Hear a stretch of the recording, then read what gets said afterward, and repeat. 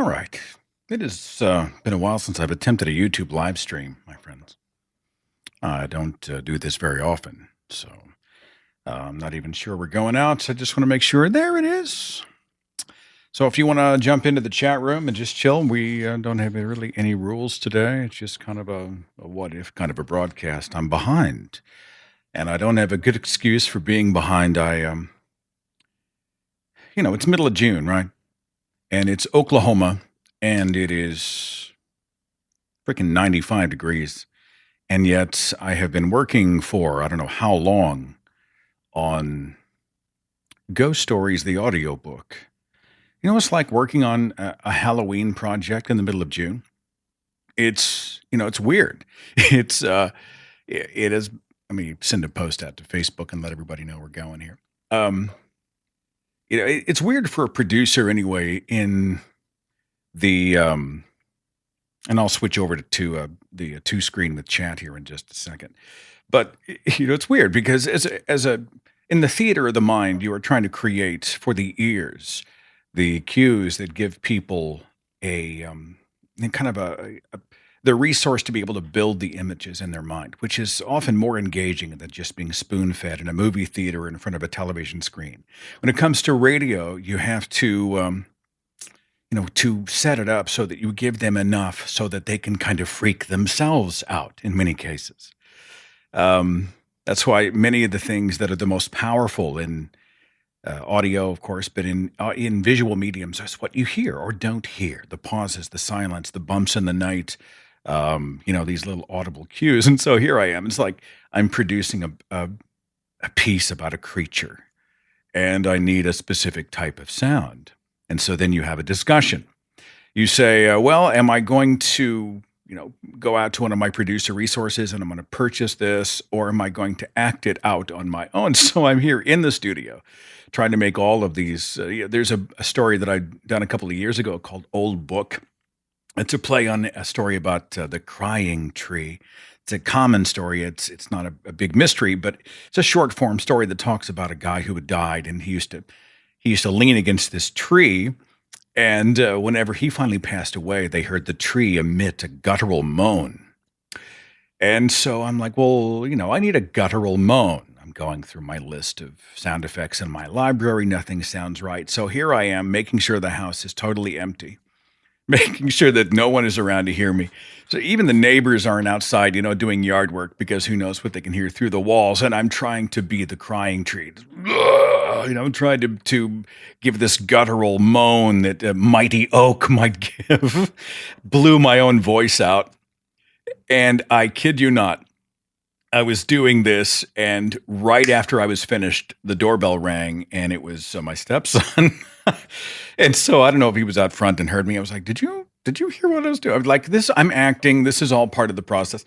And but it's, you run into these weird producer type problems. And that's what Ghost Stories is. It's almost 4 hours of content, audio content. And every few seconds you find yourself with this new conundrum. What do I do? What am I going to add? Am I going to try to act it out myself? There's a portion that has police officers in it, so I'm in the background trying to sound like cops, but not trying to sound like me. It's just been weird. But it's been amazing.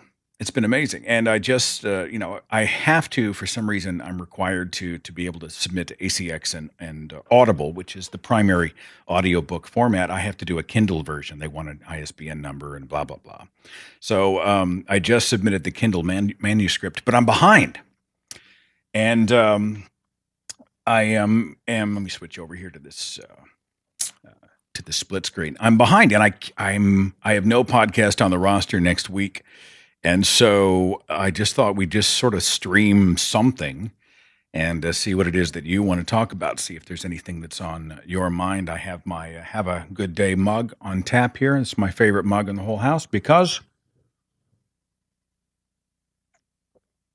you can't really see it quite as well until you get down to the bottom. So anyway, let me just come over to the chat and see what you have to say. Anything going on? Some very kind words. Thank you very much. There's so much happening. I'm unable to keep up with all of it. I don't have the skill of multitasking that many people have whenever it comes to doing a monologue and reading the chat and responding all at the same time. So please know that it is greatly appreciated. Forgive the sort of faintly red skin. I went out and played tennis yesterday. No sunscreen. Stupid. Stupid. And especially as I get older and start to see Natalie doesn't call them age spots. They're sunspots, or she had some other really soft kind of name that's that's supposed to make me feel better about them. It's like crow's feet are now laugh lines. I have those. So anyway, I may look a little pink on screen. It's not you don't have to adjust the hue on your monitor. It is simply it's simply me being too much in a hurry and too dumb to go out and actually SPF 15 myself before I played. I'm trying to get back on the court after tennis elbow surgery last year. Clint says he's a newly renounced Christian. That's good news. My favorite meal to cook right now, I'm not making this up. I learned it from HelloFresh, but I kept the recipe and I kind of altered the side dishes. But it's it's like a fig jam pork tenderloin dish. And the original recipe has sweet potatoes cubed, and instead I like mashed potatoes, and then I do like a roasted broccoli, or we've been doing a roasted cauliflower that's you actually oil a little bit with olive oil, and then you put it in panko, salt and pepper, and you roll it in panko, and you get it nice and crispy, and you bake it for about 12 to 15 minutes at 375. It's delicious. It's delicious. Christina said she has something for my sunspots. I need it. I'd be interested in the death superpowers. It could be a Catholic thing where deceased loved ones can intercede and grant wishes like God. Well, I'm familiar with intercessory prayer, but I think it is the Catholic Church that is the one that we used to pray you out of purgatory. Now, not being a former Catholic, I can't speak to it nearly as well as others. But praying for the dead it's like the Mormon Church. You don't actually baptize the dead. You baptize a living person who is then the dead person's proxy on earth, and this is supposed to bring them out of, I think they can still be saved in the afterlife. So wouldn't that be convenient if you and I, we fuck up our earthly lives, and then all of a sudden we are then rescued from somebody after we die? They can go and just say, hey, you, be Seth for about 30 seconds. They take us over to the baptismal pool. They dunk us, and lo and behold, we have been born again. We've been raised out of the waters, and we are anew in spirit. And then I guess we go from hell to heaven, or we've been in limbo. We've been flying around some spiritual membrane. I'm not really sure how that works. The Mormon Church is wacky. We did a show about Mormonism with Bryce Blankenagel a few weeks ago, a month ago, a little more, I guess, talking about some of the sinister origins of the Mormon Church and some of the crazy history, bloody Brigham Young. If you haven't seen that broadcast, you totally should. Raven said, were you able to maintain friendships with believers post-deconversion? Most of my friends currently in town are Christians. Had breakfast with two of them this morning. They're precious people, and I am so grateful for them. It's occasionally maddening, but outside of my parents, most of the people that I hang with, religion, I mean, they throw the stuff out like, let's pray for the meal, or my son's on a mission trip, but we don't get into debates or arguments. We just like each other as people. Roger has, hey, dude, thanks so much for the $10. He said, here's some gas money for your trip to Austin. On Saturday morning, I'm hopping in my car and I'm driving to Austin, Texas, about 6 hours. I finally get the chance to join the Atheist Experience for their television show. Matt Dillahunty is going to be there, and he called me and asked if I'd participate. They are celebrating show number 1,000. TV's not really my thing. I do a lot of video, but, I'm excited. It's going to be different. I'm not a debate guy. I'm not great at debate. It's a very specific skill. Matt's much better at it. Tracy's much better at it. There are so many other people who know how to navigate debate, how not to get trapped, and because debate is performance in many ways, and a lot of debaters will work to try to get somebody at a point where it can be answered in a fortune cookie, and you're like, you say, I don't know the answer to that question. Let's go find out. But when you're on stage or in a format in front of a lot of people on the spot, you don't have the time. And so if you don't have the answer, then they can paint it as you are ignorant or you lost that portion of the argument. When the right answer might be, I don't know. I've done a few debates / discussions. A couple of them I was horrible. A couple of them I was okay. Really more about conversation with people. And we can debate within those conversations. We can try to get under each other's skin. How do we come to our beliefs? How did we get there? Why does it matter? These things are, if we can deal with each other not as labels, but as human beings first, then the rest, that's a little bit easier to deal with. And I've been having this conversation online about how often I just did a speech in Ohio about how so often we approach those we disagree with as idiots and stupid, and you're wrong, and you're, some of the more, acerbic ones we'll call every horrible name in the book. And hell, they might be, huh? But is this really how you and I function when we're going out trying to change minds? And if we're not trying to change minds, why bother? Jesus Christ. Morton says, thank you for all you do. Would love to meet over a cold drink. Norway. How much is 500 in Norway dollars? That's like $1 million, right? Like, thank you for that, whatever that is in American money. Thank you. You're very kind.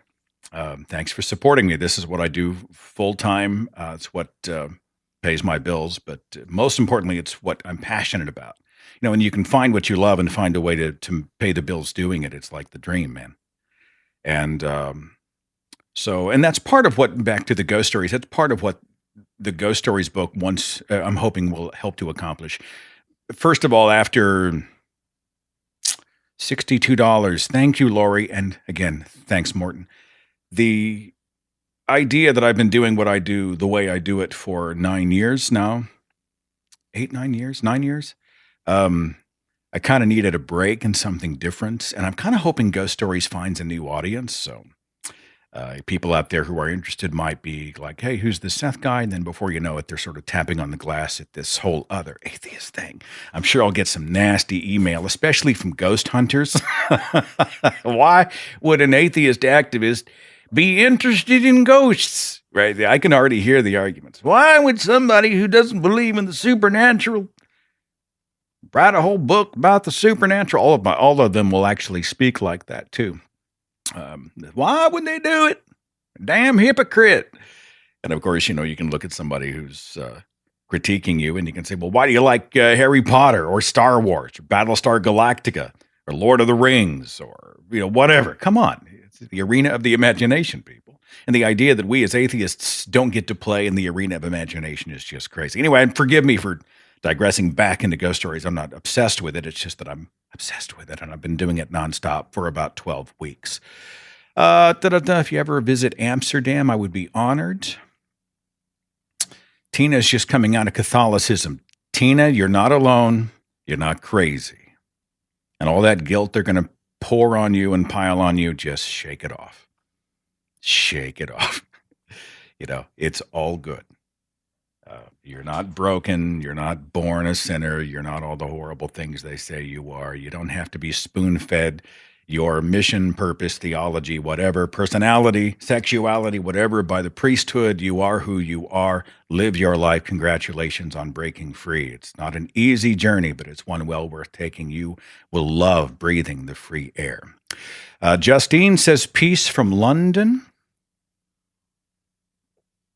Billy Bob says, ghost stories to attract skeptics. Yeah, I'm guilty. I don't know where I found this on this mug on Amazon. I like to give it to guests when they come over and I don't tell them about the bottom of the mug. And so the entire table can crack up. Zach says, how do you cope with losing close friends over your loss of faith? If somebody leaves me because of what I think, that's not really a friend. If we disagree on this, we can't be friends. They weren't a friend. Bye. It sucks when it happens.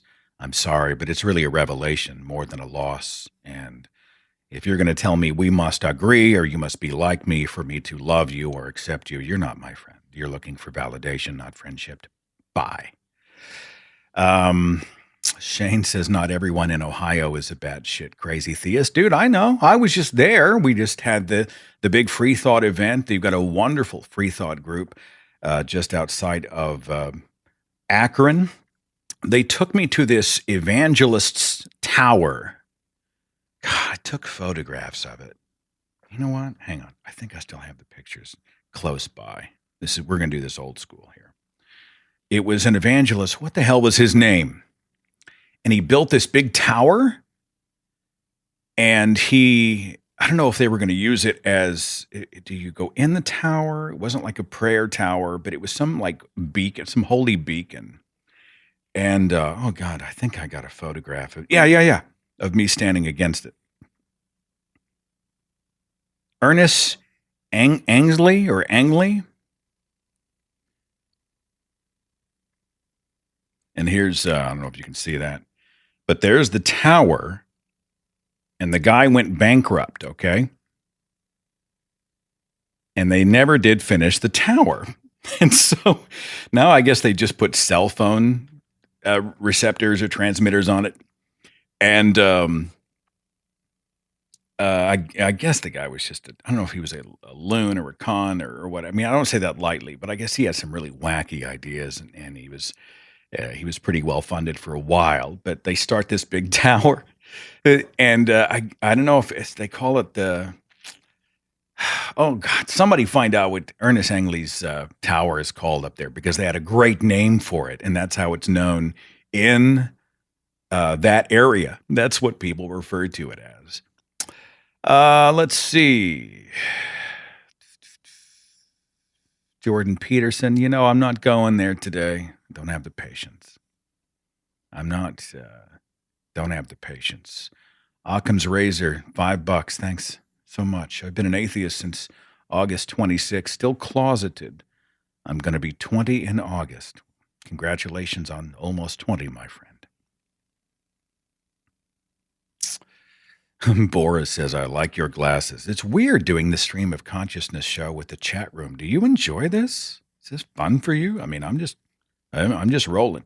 I got these like 5 years ago. They're so used. I don't know if you can see this on the, I can't see anything really, but the pigmentation, the dye or whatever you call it in the plastic of the lens has turned white, is turning white on each side. So, I mean, I'm using them. I've dropped them probably 300 times, usually in airports as I'm fumbling through all my stuff. But these things have lasted for a long, long time. They are trifocals, which gives me no real joy, but they do allow me to see what I'm doing. Cathedral of Tomorrow, Cathedral Tower. No, there's a nickname for that tower. If I had time, I would call. Anybody else have a comment or question? You guys want to see Henry real fast? Henry, where you at, buddy? Come here, pal. Here, let me grab my son. Here, buddy.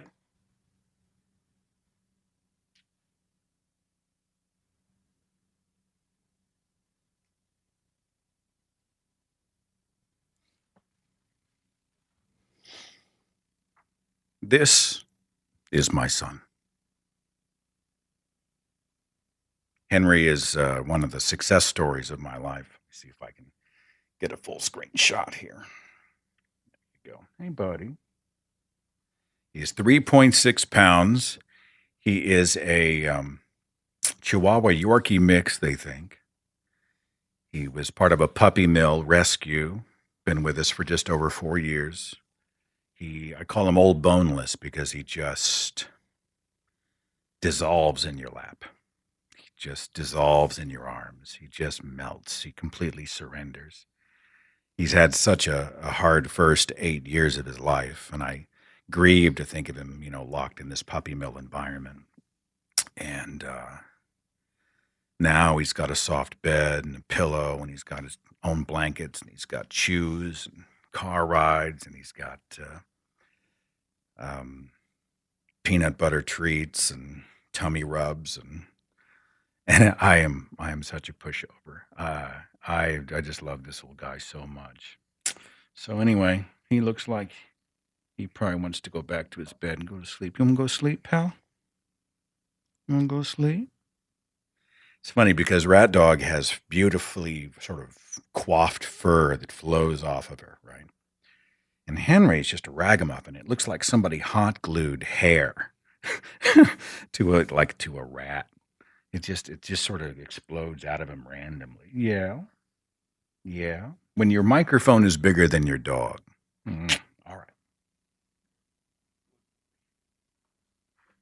Good boy. Forgive the digression. I love my critters. All right. Where am I? Oh, by the way, thank you for the donations. I was I literally not able to scroll up for some reason. So, but thank you for those. I appreciate them very much.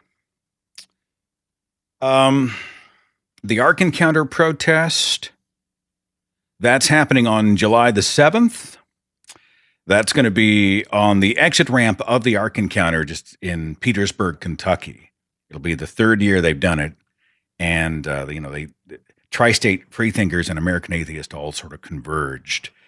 And they decided, let's draw a big circle around how insane this whole idea is. The fact that we're having to talk about biblical literalism, especially in regard to the global flood in the year 20, at that time 16, it's just stupid. And whether or not you think Kinham is a businessman or a true believer, who really knows? But they wanted to go and sort of, as Johnny Pike would say, change the narrative. And that's exactly what they did.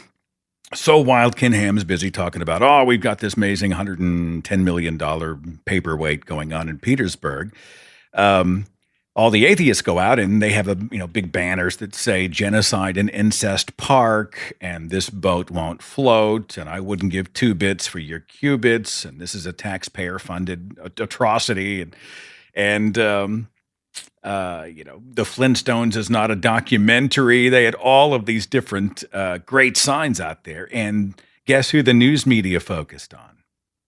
They focused on the atheists and the skeptics and the freethinkers. And so they did another protest last year. Almost was able to go, but couldn't quite get there. And so I'll be a speaker this year. I'm just going to take the platform for a couple minutes. Mostly I'm going to hold a sign, hang out with my buddies, and meet a bunch of new people and have some fun at the highway entrance of one of the biggest wastes of money, one of the most egregious monuments to anti-science in the United States of America. I've toured the Ark Encounter. It's as bad or worse than you think it is. I produced a video about it. I'll spare you the narration, the revisit. You can just go and Atheists at the Ark Encounter. Go watch. Go look at it.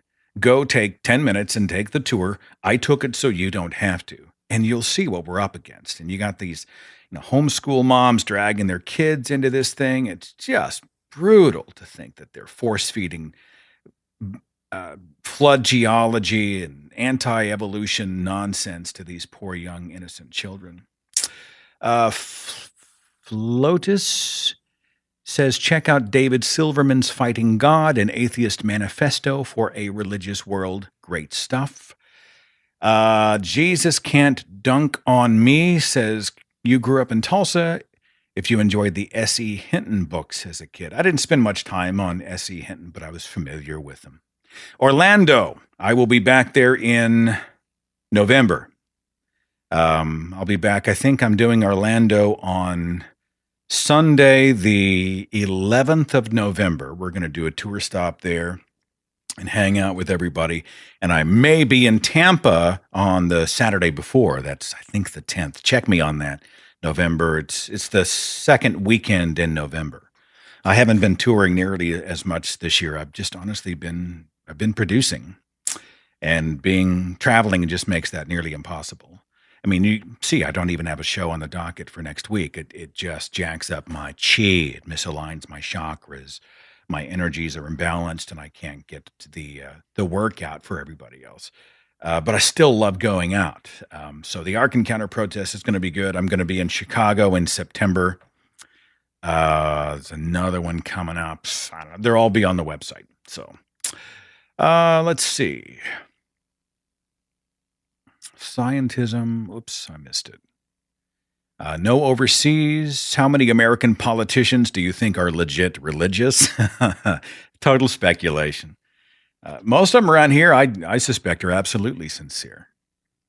We have a local election. Well, we have state election coming up here on Tuesday. Okay, and you should see the way if I had time, I was going to do the like a what's the word I'm looking for? I don't know, like a tour of the campaign websites and promotional materials for local politicians. And Melchor, thank you for the donation of $5. Greatly appreciated. The thing, I mean, the posters are they're the cliche, right? First of all, they all shopped at the campaign store, so that's all. He's a man or woman from Oklahoma. A native of Oklahoma, born and bred, or raised, or braised, if you're into that kind of thing. A man of faith. It's almost right out of the gate, one of the first things you hear. A man who loves God, who loves his state, loves his country. God bless America. And so then they run the TV ads, which are, they got the flag waving in the background, and they've got the patriotic music playing, and faith in God and faith in God. He's a man of faith. He's a man of faith. He's a man of faith. He's a man of faith. It's brutal to watch this stuff, because I think many of them know how to play to the Oklahoma crowd. I do think most of them are true believers, but they're also savvy enough to know that if they didn't say a man of God or a man of faith, that their opponent is going to play that card against them, and now they're an evil Satan worshiper who was ashamed of his faith. And so it's kind of a setup, no matter how you slice it. I mean, if we were to rewrite, and again, if I'd had the time, I would have produced a video along these lines. If we were to rewrite those with the definition of faith, claiming to know what you do not know, or faith, claiming as true what you do not know. What's a good way to phrase that? Matt, thank you very much for the $20. Greatly appreciated. Imagine scripting and producing it like that. So you would say, John Smith, he's a native Oklahoman. He's a man who claims to know what he does not know. Or he's a man who believes strongly what he cannot prove. That's faith. If you were to reframe it and rephrase it that way, it would change everything. But that's an honest way to look at it. Jane Doe is a woman of faith. Jane Doe is a woman who claims as truth what she cannot prove. It's the same thing, but they have two totally different vibes. I'd like to see it done. I don't have the bandwidth to do it these days, but I would love to see it done. Some kind words, thank you very much. Do I think Trump's an atheist? No, I think he believes in God, and I think he is it. He believes in himself. I'm ready for the American Atheists 1000th, you betcha. Anybody else see that ad for the flying car? I just had it on my mind. I guess it's pretty affordable. And it's not like one of those $500,000 rigs that, you see, but none of the common folk like us could ever afford. It's essentially a hovercraft, but it hovers you way the hell up off the ground. So it's a flying car. And they show people scooting around saying, finally, flying cars are available to us, the common folk. And the whole time I'm looking at it going, Jesus Christ, people can't park in the lines to begin with on the ground. They can't drive on terra firma. We're going to put them in the sky. We're going to put them in the air. Jesus, they're going to be falling on people's roofs. They're going to be crashing into radio towers. They're going to be crashing into each other. Is this really what we want? Gaming Dude says, am I going to join the U.S. Space Force? Oh, yeah. By the way, have you seen all the Trump Space Force memes that popped out almost immediately? They are brilliant. They're along the same vibe as the protest signs you see against Westboro at Comic-Con. They're just so freaking funny. So freaking funny. Miroslav says nobody ever found bones or kangaroos, koalas. What are we talking about? Oh, they must be back on Noah's Ark and the sedimentary layers and the discovery of fossils. I'll let you guys have that. You need to knock yourself out. I don't have a moderator. You let me know if there's a problem. Somebody just say we have a problem, and I'll try to reach over and hit mute. But I'm a one guy show. I'm doing the best I can.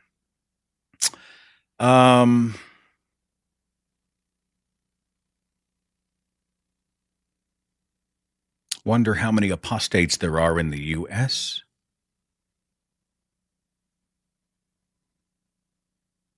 Like, what do you think about the idea of taking people who can't get from they can't get from here to the grocery store and back without, fender bending a curb or whatever, and you're going to give them essentially a missile? Say, here, take to the sky, knock yourself out. I mean, are anyone else terrified? I love the idea. Like, if we could all pass very specific tests, and there could be like a requirement that only in the zip code, it's just a recreational experience. Maybe. But the idea that we're going to have the highways from Back to the Future 2 in real life, all it takes is one little blip, one little bump, one distraction. Can you imagine some of these people texting at 150 feet doing 110 miles an hour? I can't stand it. Nathan says he drives tractor trailers. He personally thinks it's an insane idea. Yes, it's insane. You know what I want? I want one of those tubes. One of those tubes that Elon Musk is putting together, the transportation tubes you get in and you put in the shares and you buckle yourself in and they shoot you down a tube at like 300 miles an hour. That's what I want. That's technology right there, baby. Shoot me down the tube. Let's see. What else is happening in the chat? God, it moves fast, or maybe I'm just old. Have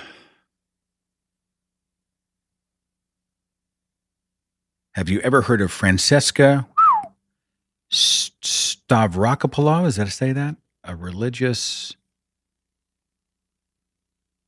head of religious studies in the UK. I'd be interested in talking. Do I enjoy Sam Harris's podcast? Yeah, I don't listen to a lot of other material because I'm busy producing, but sure. And Sam and I part ways on quite a few things, but I think Sam's a good man. I think he's doing good work. I certainly don't think he is worthy of, or what's the word I'm looking for? He doesn't deserve all the hyperbolic bullshit that's been thrown his direction. There are some things that he said that I take issue with, but he's done more for the cause of free thought, and usually before breakfast, than most of his critics have done in their entire lives. And I'd like to see him and people in general treated more charitably, not with a blind eye, but also not assuming the worst. Thomas, thank you very much for the $2. Wait. The Hyperloop is a scam? Don't steal my joy. Don't kill my dream. Aren't we all going to be connected? Didn't you see those tubes in The Running Man with Richard Dawson when he shot him down onto the game grid? Those tubes have to exist, and they must come to the United States. Seth, why do families hate their family members? For some, it's a tough love issue. They shun because they are supposed to. They are required by God. I also think that they're so terrified of differences that the shunning provides them a way to not have to deal. Right? If you're close to them, if you're a flesh and blood human being standing next to people, and you are the antithesis of the horrible person that they expected you to be, then I think it's hard for them. So it's easier just to build the wall and say bye. Yeah, Call us when you agree with us. There is some hate out there for sure, but I think a lot of them, they just don't process. They tilt. What issues do I disagree with Sam Harris on? Well, I mean, like one of them, we disagree on the issue of identity politics and its usefulness. And again, you guys can let's just de-escalate. Let's just stop and breathe. And I'm open to your position on this, but I think to be able to speak about the marginalization of specific groups, you must address them as specific groups. That doesn't necessarily cheat the larger human condition. And this is where nuance is, so important. So when people, when there's a movement like Black Lives Matter, and it exists to address the injustices, racial injustices against those, who have undergone so much of it over the decades, over human history. I think you have to, you can use the tool of identity politics, for lack of a better word, to be able to address the injustices against the group and also work to fix it, maintaining in your mind the larger picture of the human condition. We are all Africans. We are all people. We are all flesh and blood human beings living as brothers and sisters on this earth, kumbaya, that kind of thing. But, he and I disagree about the using of and the defining of specific groups within the larger human tribe. And I understand where he's coming from. I mean, I understand why he thinks it's not productive. But that's one issue that we disagree on. And unlike many, I don't look at Sam and say, fuck that guy, he's human garbage, and he hates black. Pinged him a few times at his website, but he's a pretty big fish. He's hard to pin down. But we could have that conversation as adults, and we could just sort of, even at the end, if we stood on opposite sides of the issue, I think we would still be friends and friendly. And I still think he's done a lot of good. His work was there for me at a critical time in my own life. Letter to a Christian Nation was one of the first books I ever picked up when I was coming out of my faith. And I appreciate him. I appreciate the work that he does. I appreciate the fact that it seems like he'll talk to almost anybody. There are times when I scratch my head and think, why? But good for him. We're all adults. We can all be in the room together. We can all have conversations, ideas coming to light. Then you can chew on the ideas, and you can accept the best ones, reject the worst ones, and we can have those discussions. Yeah, he's one of the good guys, and I know that's not a popular narrative among some, but it's the position that I hold, and I think it's a worthy one. Do I have my Discord for direct live communication? You'll forgive me, Sebastian, for not understanding the question. Los Angeles, when will I be back? Might be a while. But I would love to come be a part of something in LA. Things for the free thought community are less critical in Los Angeles. It's not like going to Atlanta. I was talking to Matt Dillahunty about this. I mean, you go to Memphis or Mobile, Alabama, or you go down to, the deep South, and you're surrounded by people who are atheists in Jesus country. And there's an electricity to those events that you don't quite get. I'm not saying that LA wasn't amazing, because it really was, but you go to LA, San Francisco, you go to many cities on the East Coast, and, it's not as critical because people aren't as judged. It's not as religiously polarized as the Bible Belt states are. And so while I'd love to go back to LA, I'm thinking, I'm working on maybe trying to put something together in Atlanta. I'd love to go to Atlanta, Georgia. I mean, let's go to Atlanta, Georgia.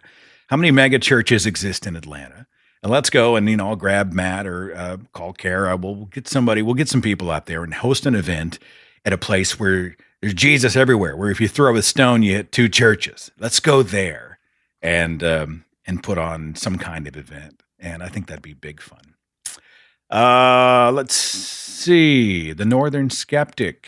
Thank you very much for those is it a super chat? Is that what we call them? How's everybody doing? You want me to continue for, another few minutes, or do you want me to put a punctuation mark on it and cut you guys a break? totally up to you. My favorite atheist YouTubers with less than 10,000 subscribers. I'm going to have to admit, I don't really spend much time watching other content unless I'm traveling. Because if I'm in this studio, I am producing. I mean, I just released a conversation with me and Scott Clifton. I just released, just after that, a conversation with myself and Johnny Pike about the Ark Encounter. I just finished editing a short form interview with Cara Santa Maria. We shot that footage in Los Angeles. I just finished speaking to a former cult member who escaped decades ago and has dedicated his life to helping other people escape cults. We talked for almost an hour. I'm editing that conversation for broadcast. What else was I doing? Oh yeah, and of course I'm up to my eyeballs in the audiobook. And so I unless I'm in transit, and lately I haven't been listening to podcasts or watching podcasts as much. I downloaded, and hear me out here. I downloaded Bernice says, I hate these YouTube streams all turn into pay-to-play chat with the streamer. There's no way those of us with no extra money can have a voice. Bernice, I just read what you just posted for free. You have a voice. If you have something you'd like to say, please type it out. Please, you've got an open forum here. So if there's something on your mind, I'll do my best to keep an eye out for your name. Okay. What the hell was I talking about? Oh, I downloaded on Audible James Comey's book, A Higher Loyalty. He was the FBI director who worked under Obama. He worked actually under Bush decades ago, but W worked under W. Then he worked under Obama, and then he was fired by Trump. And I take him with a grain of salt because his book is very rah-rah. There's a lot of, we need to be about truth because we have an obligation to. Some of it comes off as saccharine, but a lot of it does not. And when I've been reading about his dealings with Donald Trump behind the scenes, a very candid sort of a revelation of what those discussions were like, and they all ring true, knowing Trump's history and personality and characteristics. I think I'm about 60% through that book. I also downloaded, don't laugh, what's the name of the book? It is written and narrated by Carrie Elwes. It is about the making of the Princess Bride film, which is a favorite of mine from decades ago. It's been like 30 years since The Princess Bride came out. So I guess he got Rob Reiner, and he got Billy Crystal, and he got Robin Wright Penn, and he got all these other people together, and they collaborated, and they look back at the creation of The Princess Bride, and Carrie Elwes and several other people lend their voice to talking about the film. And I mean, that's one of those movies that every time it's on, it's one of the most quotable movies, probably behind The Big Lebowski, that I've ever seen. With As You Wish and the Dread Pirate Roberts and Inconceivable and the RUSs, the Rodents of Unusual Size and all that stuff. So I've been listening to that. I just started it. Anyway, so I've been listening to audiobooks lately and mostly producing. Can you conceive the birth of atheism? I don't think atheism had a birth. It is simply the non-belief in deities. It's not really... it's not really I mean, you're an atheist normally when you're born. I mean, it's an oversimplification to say we're all born atheists. Bernice says, on most streams, they only read the paid comments. No, not here, Bernice. I mean, I'm grateful for the donations. I'm grateful for the support, but you're live, you're nationwide, you're global. People can see and read, and I appreciate you very much. The most honest, open-minded religious person I've spoken to. Honest and open-minded being two different things.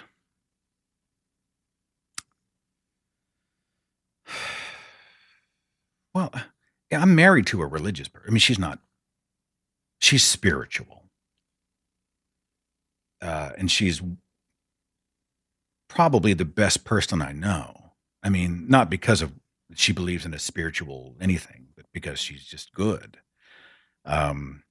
My brother-in-law has a seminary degree, and he is one of the best people I know. He's a person of, and we disagree on a shit ton of stuff, but he would give you the shirt off his back. He is a tremendous helper of other people. He frames it in a religious context, but he's a good man, and they are in my close circle. They're they're really something. Wow. My opinion on corporal punishment for kids. I used to be a spare the rod, spoil the child kind of guy. Now, I think it's unnecessary and wrong-headed and quite often very damaging. And I'm surrounded here in Oklahoma by people who justify it by saying, well, I got my ass whipped every time I did something wrong and I turned out just fine. This is the defense of it. And I just don't, I don't feel that. I don't think that striking a child is not the solution. Can there be free-thinking, open-minded, religious, and spiritual people rather than close-minded? Can there be free-thinking? God, this thing moves fast. Well, I mean, free-thinking and open-minded are two different things. What was that documentary with somebody? Would somebody look it up for me? Because I don't want to derail. But it was the Christopher Hitchens debate documentary called Collision, and he was going on a debate tour with a fundamentalist Christian evangelist. What is his name? Starts with an M. Is that right? But they were talking about how that an open mind is actually meant to close on something. You've heard the saying, don't let your mind be so open that your brain falls out. And so, I mean, I'm all about having an open mind. But if your mind is always open and it accepts anything and everything as equal, and this is often where I'll take issue with the Unitarians when they, some of the more accepting Unitarian churches. Douglas Wilson, thank you for that. Douglas Wilson and Christopher Hitchens in a documentary called Collision, they were talking about how that an open mind is actually meant to close on something. So when, you see the overwhelming avalanche of evolution, you are able to then say, well, I now accept that as a point of fact, as scientific fact. This is our reality. Doesn't mean that it's welded shut. Doesn't mean it's permanently closed. It doesn't mean you can't pry it open and then replace it with a better idea. But your mind is meant to close on something. So when somebody comes to you and they're like, well, you're just being closed-minded, they may not be wrong, and you may not be wrong for having a closed mind on the issue, especially if they're, bringing some wacky woo type stuff to the table. But a mind that is always open and accepts anything and everything as equal and acceptable, and hey, do what you love and believe what you love, and it doesn't really matter. It's all truth is relative. That's not helpful, and it's not free thinking. It's more like freewheeling. I think we close our minds when we come upon the best ideas, and then if something else good enough comes along, it will then have the power to pry us right back open, and we can make the switch and we can update our thinking. And I think that's a healthy way to look at it. The best videos I recommend on YouTube to watch for someone who's trying to understand evolution and unlearn creationism. Great question.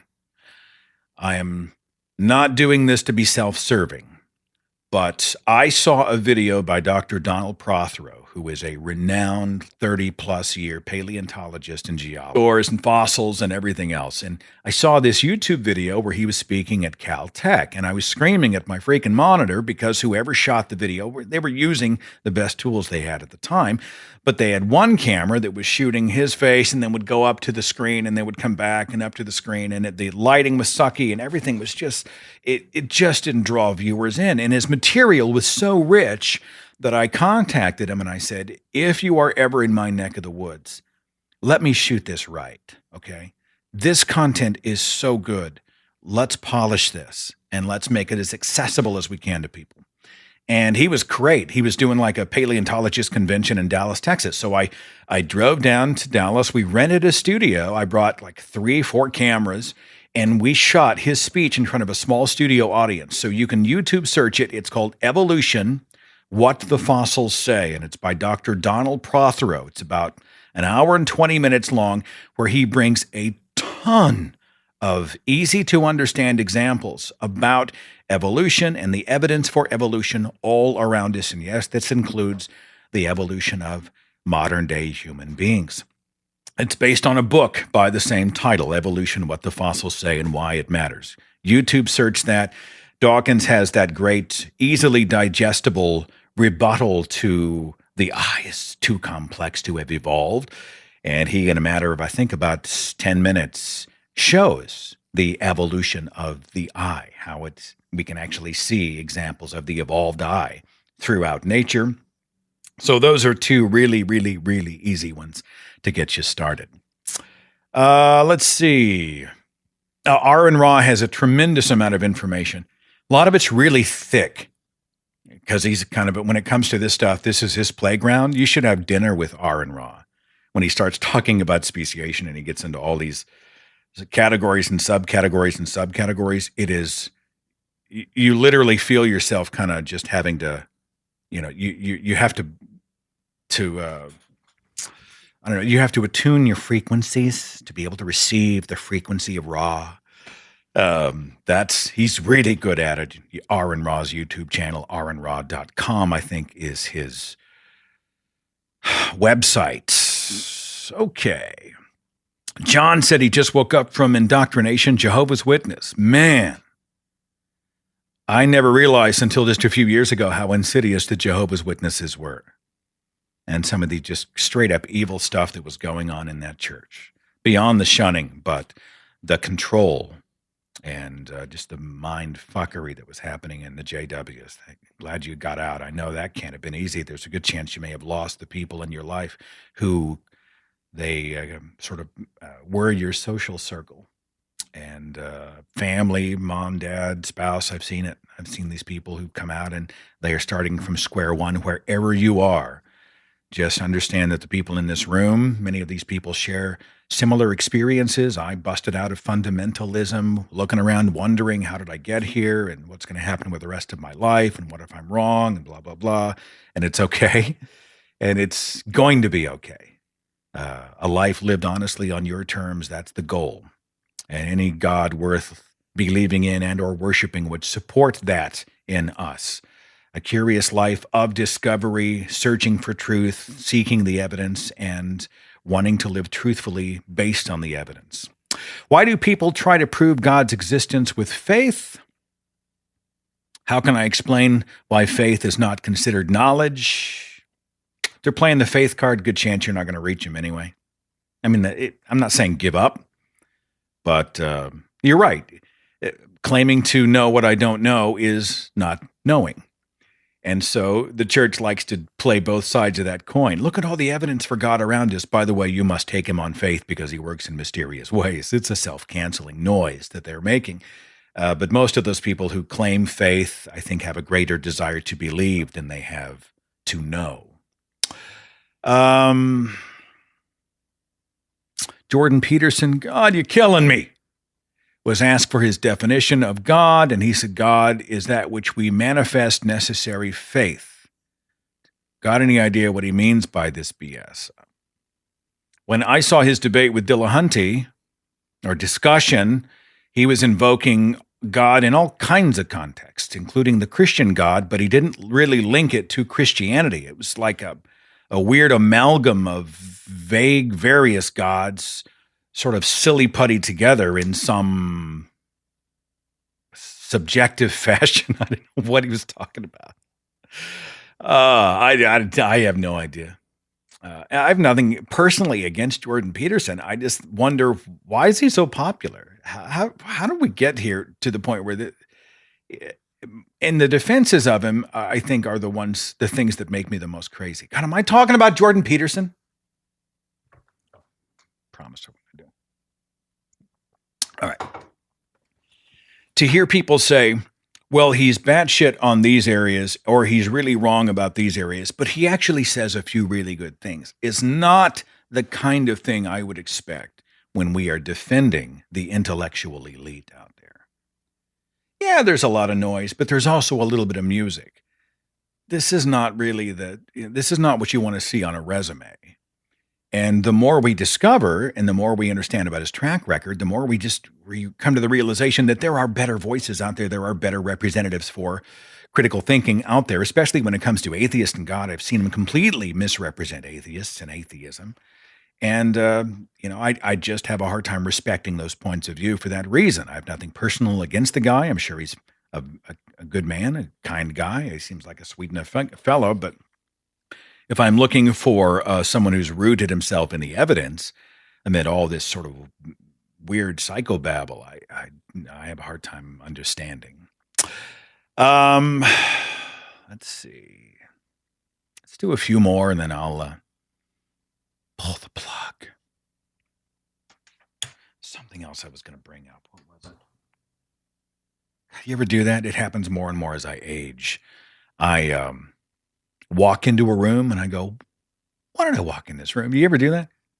I was looking for my car keys the other day. You know what? I had them in my hand.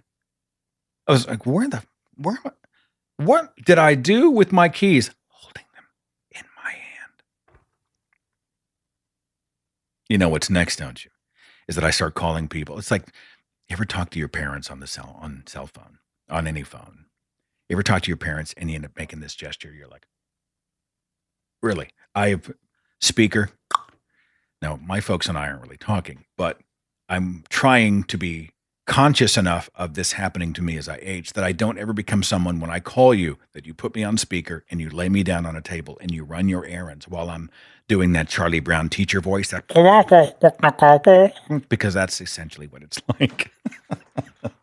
I'm hoping that by being self-aware about getting older that I will avoid some of the crazy stuff. Like I want to be like that granny who still video games. Have you seen that YouTube video? She's like 75 years old. She's playing like Gears of War and stuff like that. She's talking about the noobs online and she fragged somebody's ass. And that's what I want to be. I want to be 75 and kicking somebody's ass on Twitch. Damn it. A couple more.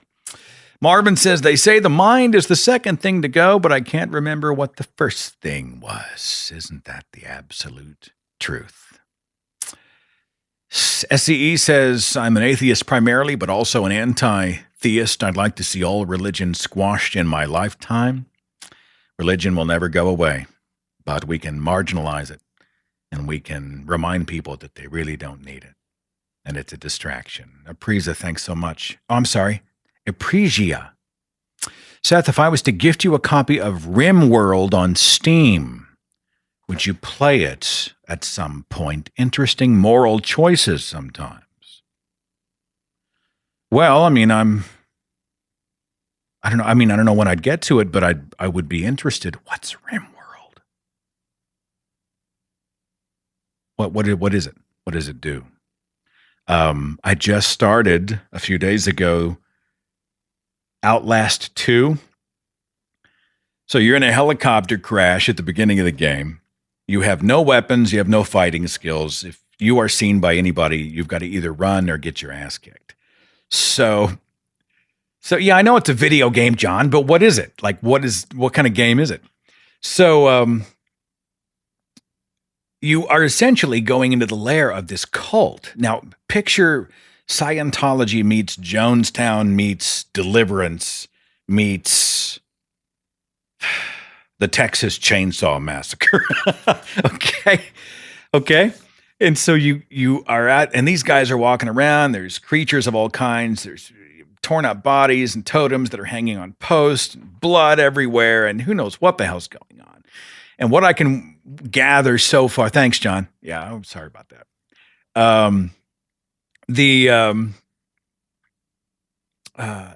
The gist is that I think they're kidnapping women to impregnate them with devils. Now, I don't know this for sure, but there will be, they're talking about how, this unholy union will create this sort of spawn that's going to do something. And that's where I'm at in the game. Well, as busy as I've been, I'm I'm desperate to get back and find out what happens next, because right now I'm crawling through the cabins and the weeds while all these redneck-looking people carrying, axes and machetes and shit with weird symbols all over their bodies are like, hey, get off my land. It's like these country folk who serve the devil.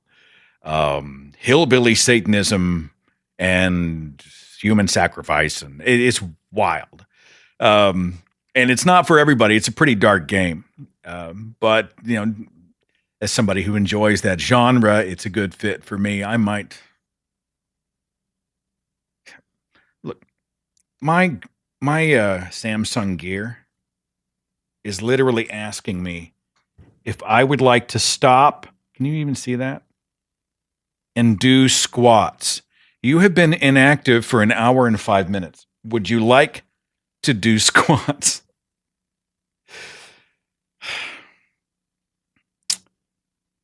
Hell, can I Alexa that, or can I speech to text? Hell no. I'm not doing squats. But that's the game I'm playing now. I've got Alien Isolation, but RimWorld, I'd be interested in it. You let me know, what it is, or you can find me via my Twitch stream. It's Seth Andrews TTA on Twitch. I would have just been Seth Andrews. I'm not the Thinking Atheist, but I attached the initials because all the other Seth Andrews are taken. I don't know if I should tell you this. Back in 2009, I guess, when I first started, I tried to get the domain of my name, SethAndrews.com. And somebody owned it, and they weren't interested in selling it. Fine. I get it. Somebody got there first. Seth Andrews, I'm guessing, is not an uncommon name. I guess there were a few of them out there. And so more and more time passes, a few years pass, and I go back and I tap him on the shoulder again because there's no website at all. They're not using the domain. It's just parked. And I said, hey, just checking in. Are you interested in selling the website? Yeah, and they were like, no, thanks. And so Seth, read live chat, scroll up. Scroll up to what?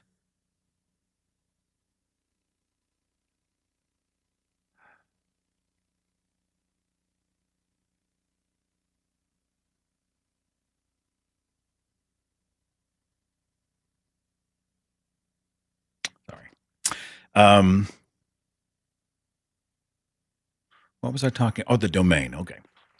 Why did I walk in this room? So, anyway, I'm getting ready to do this book release in September to a whole new audience. And I really would like to get this domain, which is still really not being used. And so I hire one of those brokers. You spend a few bucks and you have them go and be a broker for you, because I don't have, I go through and find out who these people are and then contact them and go through the back and forth. I'd rather just have somebody handle it, somebody who knows how these negotiations work.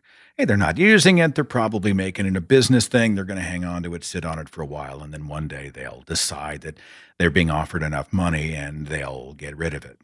It's like those people back in the day that, and I think this is illegal now, but they'd take brand names like Coca-Cola and they would register those domains in advance of Coca-Cola and then wait for Coke to come in and offer them $1 million. That went on for a short while before it was made illegal, because these are trademarked logos. But, Seth Andrews is just a name. I don't have a trademark on a name, for Pete's sake. So anyway, this broker, they come back and they're like, oh yeah, well, our estimates say it's worth this amount of money. It's like $1,500. Okay. So, I'm like, well, Jesus, I'm not a rich man. But I'd sure like to have that in advance of the book going out. And, so I, went back and I said, look, I'll offer him, I think like $500-600, just tell him I'll pay him a few $100, which must be monumentally naive. And they came back and said, thank you for the offer. And I think they want, in fact, I know they want more. They want $12,000. And I guess, when people register their own names, it is, it's something that, it's important to them. And even if they don't use it, it has a real value to them. It's like a sentimental value. I don't know that this person thinks that I have the resources to pay $12,000 for the domain. I think that it's just like, well, it would take a lot to rip this out of my hands because it's my name.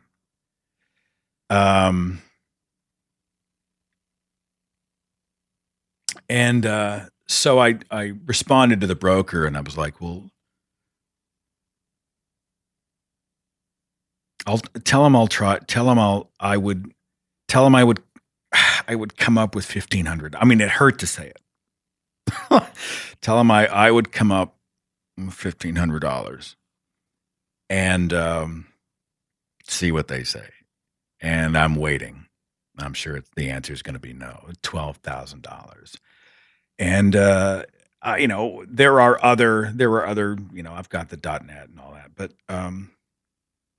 .com, there's just something about the .com that is ubiquitous. It is, it's something that people will reflexively choose first, and it sure would be nice to have it.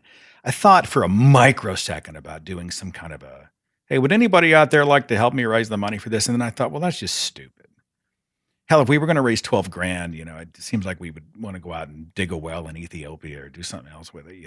The idea of getting a domain for such a self-serving purpose. So I rejected that idea. But that's kind of one of those things where I think, God, it's. I guess there's a whole business of people who find names or have names, or maybe they just have their own name and they just grab it, pay a few $100, they park it, they sit on it, and they wait. And they wait for somebody like me to come out and, get desperate enough to pay them $12,000. Jesus Christ, buy a used car. How many homeless people could we feed with that? You know what I'm saying? I mean, I'm all about value, but it hurts my heart. Hurts my heart.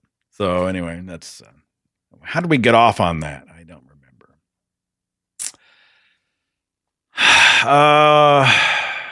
Billy Bob said, "I'll sell you my name for $12,000."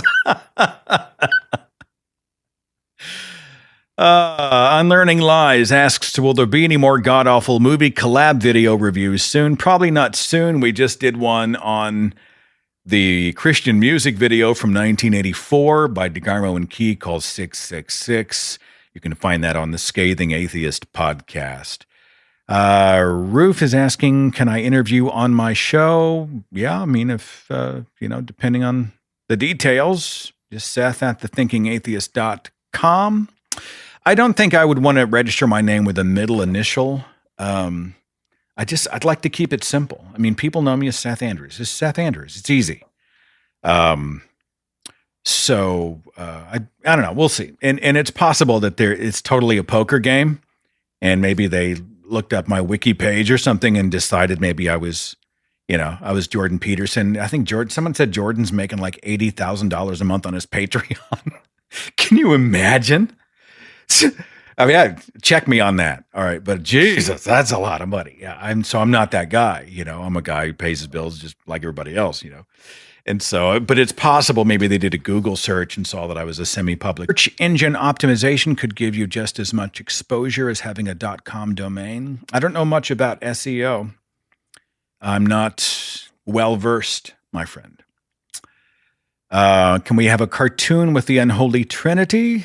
I'm not an illustrator or a cartoonist. Moth Angel says, quick book recommendation, American Apocalypse by Sutton.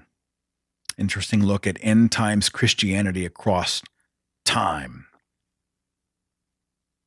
And who's trying to do business on the chat stream?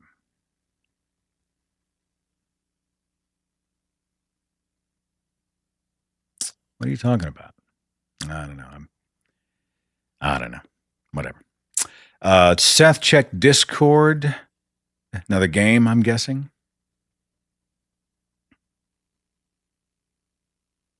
All right. No worries, my friend. Yeah, I'm not. Bernice said sandrews.com. I if I'm going to do it, I'm going to do it right. I'm going to wait and see what happens. Um, Last thing is just a thank you from me to you. I'm grateful for you. I don't get to say it often enough, but you are providing a sense of connection and community for me that is it's just critical. It is a I don't know. It drives me. It gets me up in the morning. It keeps me going. It's a privilege to be able to be a part of these conversations in this way and to have them ripple into your lives and to hear the feedback that maybe it helped, or you heard an interview that was encouraging, or maybe you were going through a tough time and you heard something that made you laugh out loud, or um, whatever, maybe just mashing away at the keyboard during the chat here and having a conversation. Um, that's huge for me, and it means a lot. And there's a lot of noise out there. There are a lot of opportunities to get discouraged, but don't be discouraged. We are looking at an amazing moment in history where people across the world are connecting as we're connecting now, thanks to technology, and we are creating like a sense of community and family thanks to this technology. So while in many ways it is dehumanizing, it is also humanizing. It is connecting. It is allowing us to talk to people who are escaping the Jehovah's Witness church and came to be a part of the broadcast, and someone who escaped the Catholic faith and is here being a part of the broadcast, and lifelong atheists who are frustrated by the religious insanity in this world, and they come and be a part of the chat and watch the videos. And so whether it's here or on the Twitch channel, or whether it's on the radio podcast, on the blog, on the website, no matter where, it's your input and participation are something that are priceless to me. I'd pay much more than $12,000 if I needed to be able to have that with you. So that's my thank you to you. The work that happens here, it means nothing if there's nobody listening and participating and giving critiques and feedback and encouraging and part of that process. And if otherwise it's just me talking to the wall, it's me just talking to an empty mic. You are the thing. You're the key that makes the whole community, the whole machine run, and that's massive. It's just huge. So thank you for that, and know how much you mean to me. I'm going to see you in Austin, Texas. I'll be there on Sunday for the 1000th episode of the Atheist Experience television show. Congrats to them. Their website for the live stream and the archive is atheist-experience.com. And I will see you back here next week. And until then, you take care.